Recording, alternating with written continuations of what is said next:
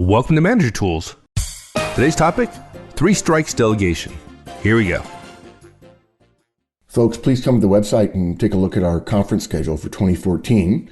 We have over 100 dates where we're presenting the Effective Manager and Effective Communications conferences. And we're often asked when I'm doing conferences. It's important to note that it's very possible I won't be doing any conferences after 2014 just because of our growth. So keep that in mind. Folks who've been listening to us for a long time know that the Manager Tools delegation model is based on asking one's directs to take over new responsibilities. So, of course, if you ask, they can say no. So what happens if a direct keeps saying no, Mark? Yeah, it's rare, but it does happen. And, there are people who always hate it when we talk about this, but the fact is there are consequences for that. And one of the jobs of the manager is to visit consequences on people, and this is one of those times. They're not big consequences, and they're in the future, but they're noteworthy, so we got to talk about them. So, 4 things. Asking is more powerful and more risky. We want to cover that again. And we do have to honor the no initially. We have a cast about that. We'll cover that briefly. After 2 no's, we want to examine our assumptions a little bit and ask ourselves some questions about whether or not we have concerns about the relationship and so on. And then after 3 no's, we've got to be willing to explain the consequences. And they can be severe. We're not going to threaten to fire anybody, but they can be severe. And Mike, I thought I'd do something a little bit different here. This is another one of those casts where at the end, I provide people some wording. And it always seems when we're at conferences, you've seen this, where we share how to say something. People are quite surprised. They really appreciate it. And they wish they had it recorded. So I thought what we do is to save those people who really think that they don't care why we do these things or want to go into the detail, that I do the speech or the how we talk to our direct, how it might sound twice, once at the beginning and once again at the end. How do you feel about that? Oh, that's a good idea. Okay. Yeah. So look, guys, if you're one of those people who say you want the cast to be 5 minutes long, we think you're crazy, but we also understand that sometimes you don't have a lot of time. So here's how it might sound to talk to somebody who has said no to 3 delegations in a row. You're going to miss a lot, but here it is. And my guy's name's Robert. And we're doing this in a one-on-one, by the way. You've turned down 3 recent delegation asks I've made of you. I don't think you're aware of the consequences of that. I wouldn't have asked you if you couldn't say no, meaning, look, if I wanted to tell you to do it, just force you to do it, I could have, but I didn't. So I'm not saying that the no is wrong. That said, I didn't expect such a clear pattern of you avoiding new or change responsibilities. Look, the fact is our company is changing all the time. Our mission may not change, but our products, our services, our prices, our processes, our systems are all changing all the time. You and I both know that. It's the nature of the market. And that means that's the nature of the firm. And that makes it part of our nature as professionals too. None of us, including you, can simply choose to stay still or to not change. Here's what's happening, Robert. You're sending a message that you won't change or grow. And there's no place for that here. Your lack of willingness to improve your productivity limits your ability to get more of what you want from the firm, whether that's pay or benefits or a better assignment. To be candid, if a fellow manager asked me to vouch for you because you had talked about going to work for them, I'd have to share that when you were asked to do more, to help, to step up, you've shown a pattern of not wanting to do that. I can't imagine that makes you more marketable internally. Promotions are certainly not in the picture. You've basically taken yourself out of the better future opportunities market at the firm. And that won't change until you change the way you handle new and different responsibilities. And look, I'll give you even a more concrete example. If you're saying, well, I don't want a promotion. It's really hard for me to give you a 5 out of 5 score on teamwork or adaptability or leadership when I do your annual performance review if you won't help with the new or the additional work. Getting a 5 out of 5, the number scores on a thing, that's usually a rubber stamp. But they aren't for you now. I can't imagine as well that your peers aren't noticing that when you say no, they get more work. That's not team play. That's not being a leader. And I don't want that on my team. And the fact is, I believe you can do more. And I want to encourage you to think about doing so in the future. That's all. Okay. And, I think one thing that surprises people about that is we try to be somewhat matter of fact and not pleasant. I don't want to sound pleasant, like, hey, Right. how's it going, right? But we don't threaten, or the tone of voice is not threatening when we do this. Because if it is, people get defensive because we have power. And when people get defensive, they're not learning. And they blame you for being mad at them, and they think what they did was reasonable, or they wouldn't have done it. So I hope that helps for those of you who would like to skip right to the end. And now we need to get back to the real work of doing the cast in order, which now means I have to put my show notes back in order, which I'm not sure I can do. So let's go back to the top, and I'm gonna pretend like I didn't hear all that. It never happened. So I can answer. So I can be the straight man. The high D's are so happy. So we ask. Now, it's risky, right? If I ask for them to take something on versus telling them, which would probably be my natural tendency, they can say no. So it seems to me that there's a lot of risk in asking them. So why would I possibly want to ask them when they could say no? Yeah, it's more powerful, but there is risk. When we command people through our rule power, if we don't, we're essentially not allowing dissent, we tend to get compliance, or what we call compliance energy. Compliance, feeling like I have to do something, is characterized by lower energy and less creativity and implementation. Sure, they'll do it. They understand they're addicted to food, clothing, and shelter, and you're responsible for that. You control the flow of food, clothing, and shelter to them, at least in an abstract kind of way.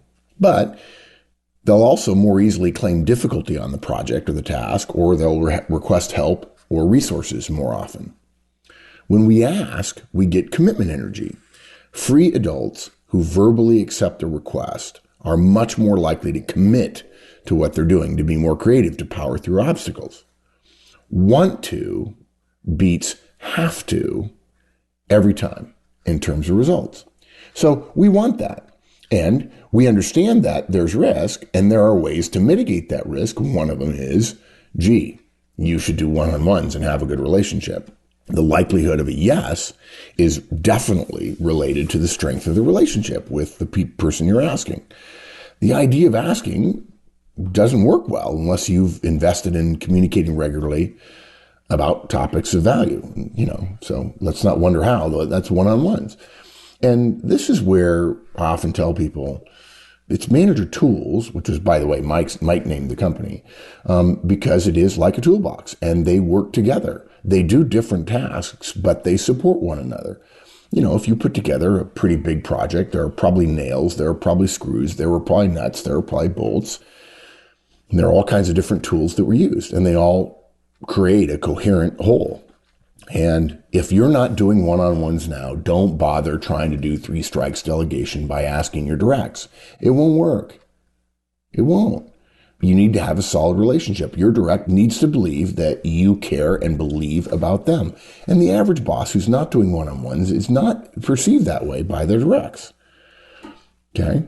And look, if you don't ask, the benefit of that is you can't be told no. Perfect. Yeah, exactly, right? The question is, you'd have to do the energy math to see, if I got told no sometimes, would I end up with less effectiveness overall over all the projects I got told yes and no to, versus getting the compliance energy by saying you have to do it. Right. All of our data shows that the commitment energy we get is worth the risk we take. And that's why we say one-on-ones and so on, to mitigate that risk as much as possible. Right. And we don't want to turn this cast into a delegation model task. There's a lot. If you haven't listened to that, Exactly. folks, then you need to go and listen to that, because there's some stuff that's unsaid. One of them is that your directs are not going to say no that often, right? They don't. They really don't, yeah. And by the way, you don't say, I need your help, and you don't say, I'd like a favor. And if those are phrases you use, and you don't know why we're telling you those are phrases you shouldn't use, then you need to listen to the delegation cast, because we have data which shows that those phrases are bad. So you ask somebody to take on a new responsibility. Right. and they say no. Of course they can. Come on. I want to ask somebody, but I'm going to ask you, but you can't say no. Right. Okay. So they Well, can say boss, no. so why are you asking me? Well, because I was told I need to ask you, but you can't say no because I really need you to do this for me. Yeah, okay. Well, let's build some Potemkin villages. But you don't really mean that. I mean, those who've listened to the Delegation Model Cast know the answer. Yeah. I mean, you don't really mean it, though, right? I mean, it's not like they can really say no. Exactly. Let's start a snipe hunt by having people go back through all of our casts and talk about the things we really don't mean.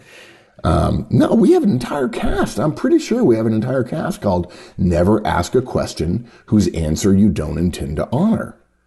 If you're not going to honor the answer that you give to people, then you ought not to ask. And proving that principle is best proved through the negative. If you ask a direct question, you're implying that their answer has merit.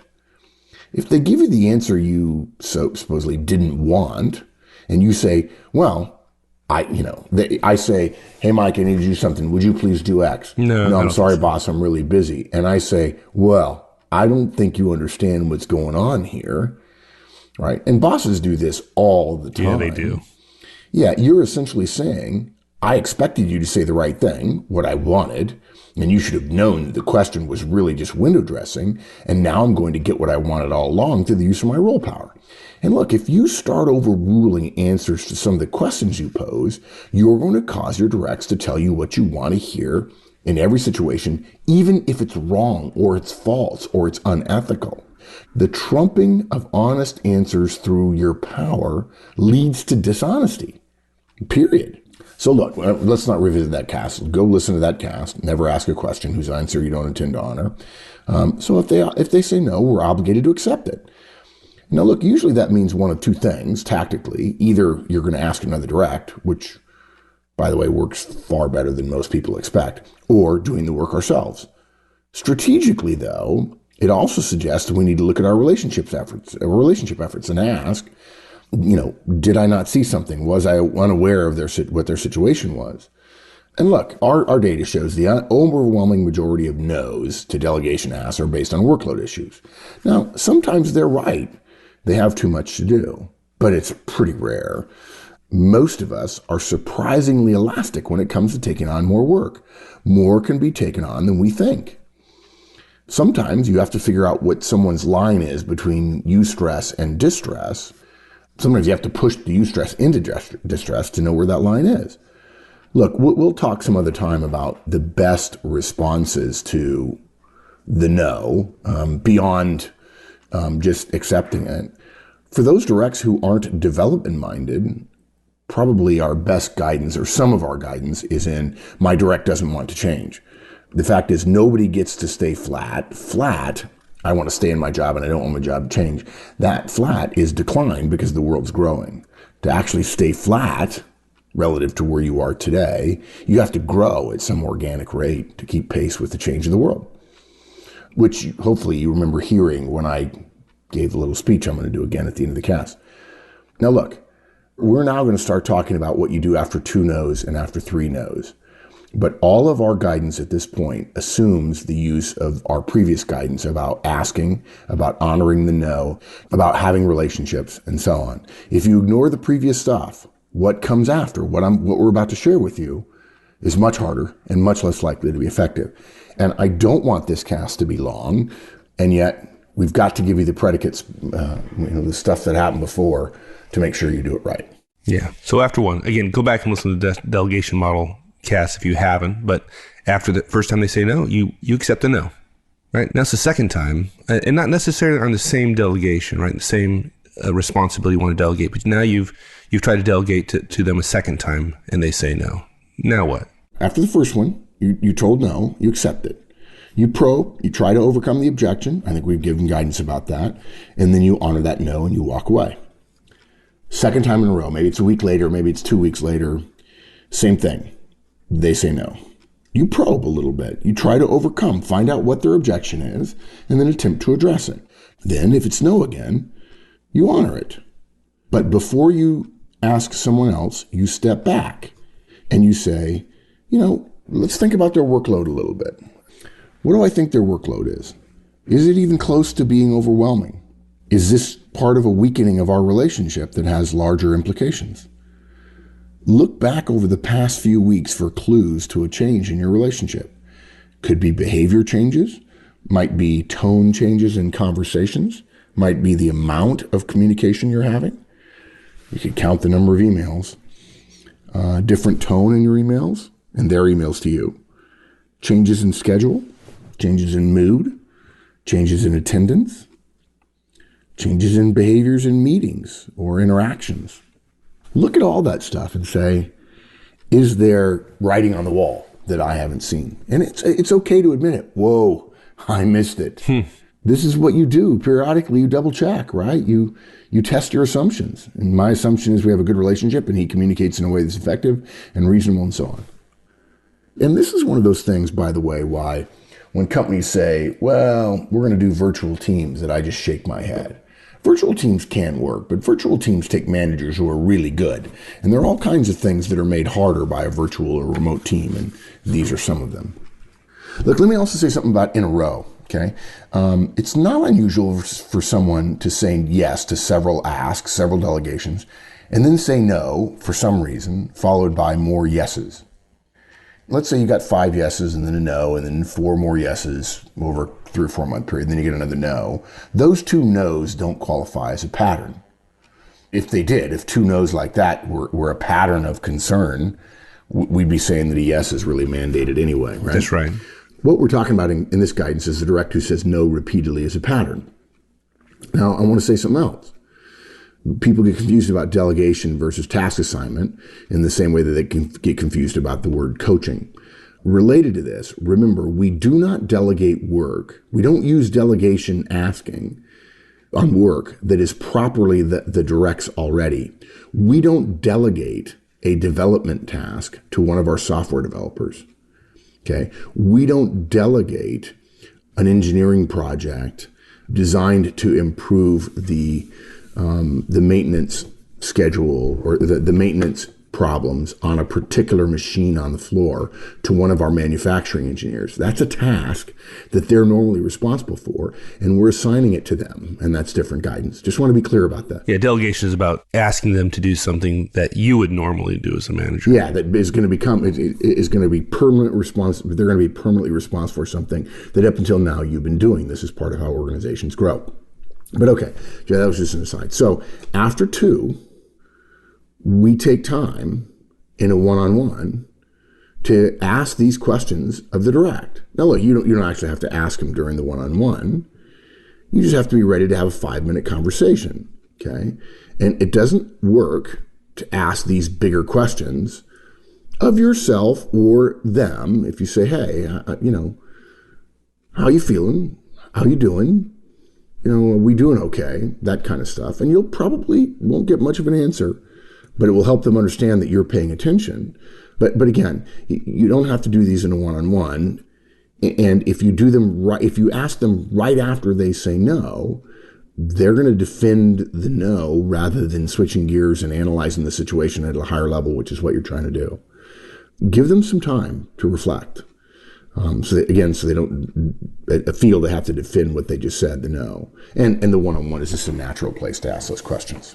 I don't think, we're not suggesting you say, have you had any behavior changes or have you had any tone changes? We're just suggesting you look at those things. And if you can't, you can just ask a couple of big picture questions. And that gets to 3. So after 1 no, we try to sell them, we try to convince them, but in the end they say no, we walk away. The second time, we do the same thing in terms of trying to sell them on the idea. They say no, we walk away, we question our assumptions. Okay, right. My idea is being tested here.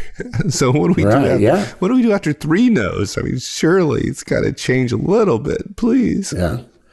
First of all, we accept, we probe, we attempt to understand why they've said no and potentially overcome the objection, classic sales technique, and then you accept the no, right? I mean, it's a bummer and it's serious, and this one is different. Now we have to have a different conversation. And again, it's best to have it in the one-on-one, and you give up your agenda for this one because it can be a 15 to 30-minute conversation, because hopefully it will become a conversation based on the thing you say. And look, guys, if they've taken 20 minutes of the one-on-one and you only have 10 minutes left, and this ends up being a 30-minute conversation, there's nothing wrong with going long in a one-on-one for a strategic conversation. Nothing, right? So at 3 no's, the reason we've waited till 3 is that our direct has now established a pattern of behavior. Okay? The pattern's important because any one delegation saying no to it doesn't suggest anything other than perhaps a busy schedule or bad timing or a misunderstanding. Even 2 no's in a row, we want to give them the benefit of the doubt. Maybe it's legitimately a schedule issue followed by a legitimate bad timing issue. But 3 is a pattern that allows us to reasonably infer that they are making a conscious choice to avoid doing the work the organization expects them to do. Additional work or new work or different work are all signs, assuming the choice is made ethically, of an organization growing or changing. There's no sustainable organization not doing those things, getting new work, additional work, different work, and so on. We as managers end up being the enabler, the motivator, and yes, sometimes even the enforcer of the requirements of the organization, even if that requirement was created by your own decision. So do we say? Yeah, we explain that they really are authorized to say no because we asked. But even if they do say no, the organization is constantly changing focus and attention. It's constantly trying to grow, which is a form of change. That means all of us have to grow or change. The nature of the marketplace, the company, is that, and therefore the company and therefore us, is that they're always changing. We have to change too. We have to allow the organization to keep up with the society it serves. We have to change because if we don't change, the organization won't change. And if society changes and the organization doesn't change, we're obsolete. So what that means is that all of our decisions, all of our actions, all of our direct decisions and actions lead to the organization's success or failure. The organization feels the consequences of its actions, either more profits for better products or lower costs, or less profit and more risk for poor products and services. And we feel the consequences of our actions. For them, the consequence of failing to accept the new work that others are having to do, and perhaps the others are not doing it as well because of their increased workload, as a loss of your confidence in them. That's a consequence. Further is they've become, they're failing to be a team player. And it's an indication they're not committed to the mission of the organization. So again, let me, that was the high level. I wanted you to have those kind of thoughts in your head. You don't need to say that. We translated it into simple language. That was sort of a high level thing. So here's how it might sound, like I started at the beginning of the cast. And for those of you who are real fans, you'll appreciate that I'll say it slightly differently. For those of you who don't want to keep replaying this, of course, we have show notes, if you're a licensee, that this is all written down. But because we don't read our show notes verbatim, you'll discover I'll probably say it differently than I did 15, 20 minutes ago. So here's how it might sound. Robert, I'm sure I've noticed that you've turned down 3 recent delegation asks I've made of you. I suspect because you've done it, you're not aware of the consequences of doing that. I wouldn't have asked you. I want you to understand this. I wouldn't have asked you if you couldn't say no, right? And at the same time, I didn't expect such a clear pattern from you of avoiding new or changed responsibilities. By the way, folks, at some point, when the direct realizes what's happening, they might very well interject, or if they're high D, they might interrupt. And that's the time to be even more calm, to just wait and say, why don't you give me a minute? Let me finish. And while that is a power move, it will also help the direct calm down. Now, if a direct listens to this entire thing and just puts himself on boil, a slow rolling boil followed by a fast rolling boil, well, they're responsible for their own actions. You might be poking them on that umbrella, but they're getting mad all by themselves. So, all right, I'm going to pick up where I left off. The fact is, Robert, the company is changing all the time. Maybe the mission doesn't change, but our products, our services, our prices, our processes, our systems, all that stuff is all changing all the time. It's the nature of the market, which because we serve the market, is the nature of the firm. And that makes it part of our natures as professionals too. None of us, you included, can simply choose to stay still or not change. It can't be done. So here's what's happening. You're sending a message by saying no that you won't change or grow. And there's no place for that on my team. Your lack of willingness to improve your productivity limits your ability to get more of what you want from the firm, whether that's pay or benefits or a better assignment. To be candid, if another manager, if Ozan asked me to vouch for you because you had talked to him about going to work for him, I'd have to share that when you got asked to do more on a repeated basis to help, to step up, you showed me a pattern of not wanting to do that. I can't imagine that makes you more marketable internally. Promotions are certainly not in the picture. I think raises are in question. You've basically taken yourself out of the better future opportunities market in the firm.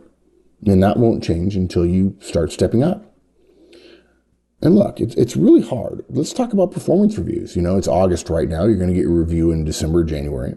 It's really hard for me to give you a 5 out of 5 score on teamwork or leadership or adaptability on your performance review when you won't help with the new or additional work. That 5 out of 5 on our number scale that we use on the form, those are usually rubber stamps. Somebody gets a 4 or, you could get a 3. That's going to be noted in HR. There are going to be questions asked. And those 5s aren't rubber stamps for you anymore this year. And look, I also can't imagine your peers aren't noticing that when you say no, they get more work. That's not team play. I think that's going to bite you at some point, and I don't want non-team players on my team. The fact is, Robert, you can do more, and I want to encourage you to think about doing so in the future. That's it. Now, look, guys, if you listen to that again, if you're a licensee and you listen to show notes or read the show notes, heck, I've even had a couple people tell me over the years they've put the show notes right in front of them and read them. You'll notice that there are consequences around the entire DISC model. The high D can't get promoted. He can't get another job. He can't get a raise. The high S is hurting her fellow teammates, right? So there's a little bit of pain to go around. I would encourage you to focus it a little bit more based on what you know about your direct. And the point of that is, we're trying to be very direct, very clear. You're already in danger of affecting your performance review. You're also not likely to be rewarded as much as you might like. And long term, there's the hint, pretty clear, I think. There's not a place for you here if you don't change. And you do this very matter-of-factly. And by the way, you'll notice it's not a discussion. Discussing things doesn't change behavior. If they ask to discuss it, demur. Say no. Look, hey, I encourage you to think about it a bit before we talk. If you don't bring it up next week in our one-on-one, I will. Because what they're going to do is realize, they didn't realize, they thought they were getting away with it in many cases, and then they're going to say, well, let me defend. You don't want them to defend. You've already made up your mind. The point of view on this is you've already made up your mind that they have established a pattern. You had questions at 2, but now your mind's made up. And that means they need to make up their mind, decide whether or not they want to continue sending this message or whether they want to change it. That's it. Yeah. Now look, let me mention one other thing that I've had several questions about recently that I thought surprised me, but also reminded me that maybe one of the manager tools assumptions is not clear to people. If you're doubting that you have the authority to say these things, including not work for me and my team and so on, we're going to talk about that in a future cast. I've decided to add it. I never thought I would, but I think it's a good series of casts. But for now, try to remember that your role as a manager is to speak for the organization. I think that makes sense to you, to most people, right? The organization wants X, and so you have to speak X to your people. But I don't think that people understand that when you say you speak for the organization, they don't understand that that's the equivalent of you speak as the organization. You are the organization to your directs, whether you realize it or not. That's the whole point of managers, okay? You speak as the organization in situations where the leaders of the organization can't be there every second to tell everybody everything. And if you have that authority associated with your role, your decisions, by definition, carry with them the weight, the authority of the organization. You don't only have authority to enforce senior people's edicts. You don't only have authority to get people to do things that the company has said this is what we're going to do. Okay? Good point. You have the ability and the responsibility to enact your own decisions at your level, and you get the weight of the company when you do that. Now, manager tools is about relationship. What we're talking about here is the power that comes from your role, and it's not very leverageable in most situations, but it is helpful in terms of your mindset that you have the ability to do something like this. And look, we don't want you to actually visit these consequences on your direct. We want this conversation to cause them to change their behavior. Shoot, it'd be wonderful. And in fact, we've tested this. I've probably seen or heard or given this speech myself 50 times. It always works. Now, I've never seen it not work. People are like, oh my gosh, I'm so sorry. And then they're asking for more work. And to be honest, it always works in the sense that some people are like, very clear, I don't want to change. I don't want to grow. I'm tired of this. And the manager goes, okay, I'll start looking for somebody else. And this is the start of a manager beginning to process somebody out. It happens. It's too bad, but it happens. And we think it was probably a failure of the manager's part as well. Any firing, of course, is a failure of the manager's part. But if you go to HR with 6 months worth of data like this, if somebody's saying no, they're not going to have any trouble backing you up. That's right. And folks, just to be clear, if you haven't listened to the delegation cast, don't listen to this cast and then go do what Mark is suggesting. This is all within the context of our delegation model. Yeah, good. And I think that's it. That is. Yeah, asking is more powerful. There is a risk. They might say no. We have to honor that no. Otherwise, we're sending the wrong message about ethics. After 2 no's, you examine your assumptions. And after 3, you explain the consequences. Look, there are risks. But that doesn't mean you give up all power to your direct. The direct who says no repeatedly is saying no to company growth or personal growth or both. Neither one is acceptable. And make sure that there are consequences to their career and that they're clear to them. It works. All right, my friend. Thank you. You bet, partner. Anytime. See you later. Thanks, everyone. That's it. We'll see you next week. Have a great one. So long.